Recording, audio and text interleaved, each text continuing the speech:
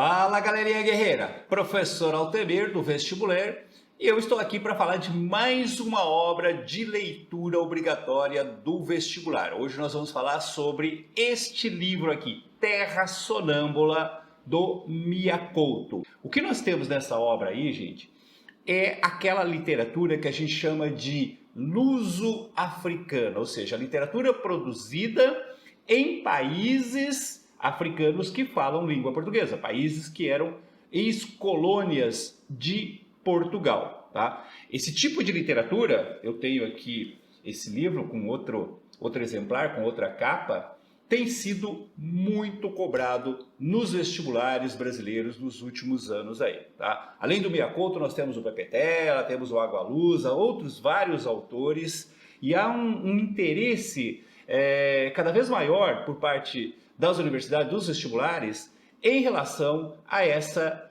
literatura, que nos traz um pouco, né, da cultura desses países, desses povos aí, que falam também a língua portuguesa. Eu queria começar a falar dessa obra falando exatamente sobre o contexto sociocultural que ela nos traz, tá?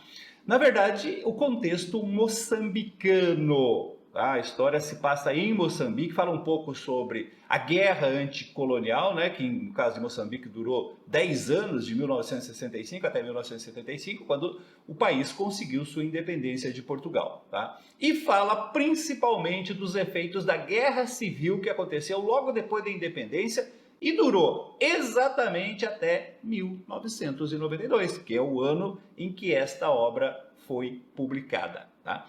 Eu selecionei um fragmento do livro que, a meu ver, sintetiza em poucas palavras todo o drama que viveu o povo moçambicano nessa época. Tá? Principalmente as consequências da violência da guerra, tanto as consequências físicas quanto psicológicas. Um país que já era pobre, né, que já tinha dificuldades e que acabou sofrendo ainda mais quando ficou uma terra de ninguém, uma terra sem lei, né? O livro fala muito sobre os bandos, né, que viviam por Moçambique, provocando o terror lá. Dá uma olhadinha nesse fragmento que eu selecionei para vocês, ó.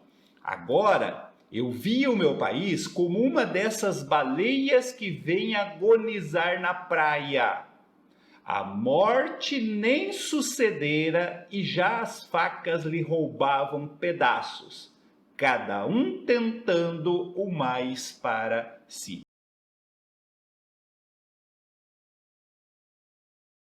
Tem uma cena em que ele mostra uma baleia que encalha, né, numa praia lá, né, de um vilarejo de Moçambique, e aí o povo faminto corre até essa baleia e começa a cortá-la ainda viva, tá? Tal é o grau de fome que eles estão vivendo ali. E aí você tem aqui então ele comparando o drama dessa baleia, né, sendo devorada viva, com o drama que vive o seu próprio país. Um país onde as pessoas não tem mais lei, não tem mais regras, né? Cada um tentando sobreviver, tirando o seu pedaço, o seu naco de carne para poder sobreviver ali. Um outro aspecto nesse livro que é bastante original e que eu queria chamar a atenção de vocês é exatamente a estrutura narrativa. Na verdade, aqui nós temos duas histórias que se desenvolvem paralelamente. Nós temos a história do Muindinga e do Tuair, tá? Essa história é contada por um narrador externo, onisciente, o narrador não participa da história. E nós temos a história do Kinzo e da Farida. Nesse caso, o narrador é personagem. Quem está narrando a história é o próprio Kinzo. E a história vai se desenvolvendo pela alternância de um capítulo de cada história. Tá? Então começa com a história do Muindinga e do Tuair, né? Aí entra a história do Kinzo, né, que é feita através de uns cadernos, né, que o Muindinga encontra dentro de uma mala. Então ele vai lendo esses cadernos, capítulo por capítulo, tá? E no final tem um desfecho bastante original que fecha, né, as duas histórias ali, que liga as duas histórias. E eu vou detalhar todo o enredo, capítulo por capítulo, as duas histórias, vou falar dos personagens, vou falar sobre o contexto sociocultural, enfim, tudo aquilo que você precisa saber para poder responder qualquer questão de vestibular.